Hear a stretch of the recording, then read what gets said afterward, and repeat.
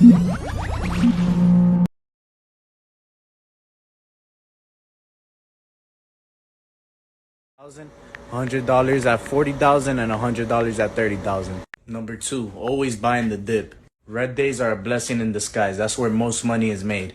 And last but not least, selling on a red day. You never want to do this here. Corrections always happen, but the markets always recover.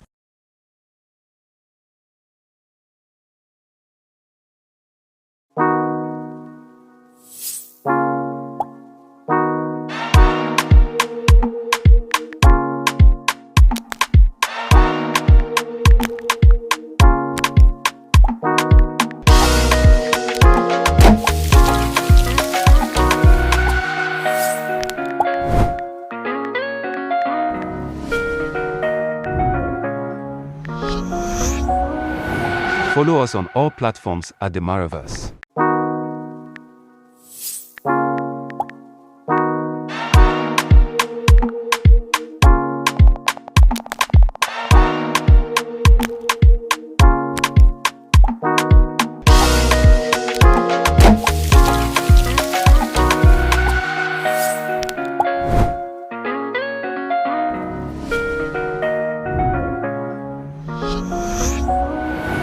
Follow us on all platforms at The Maraverse.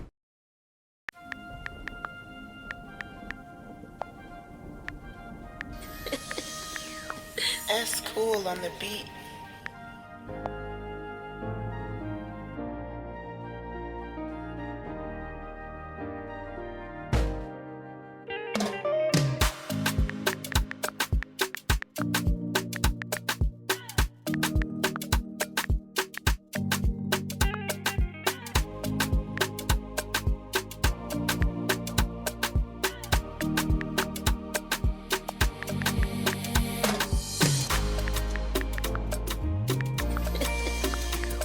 That's cool on the beat.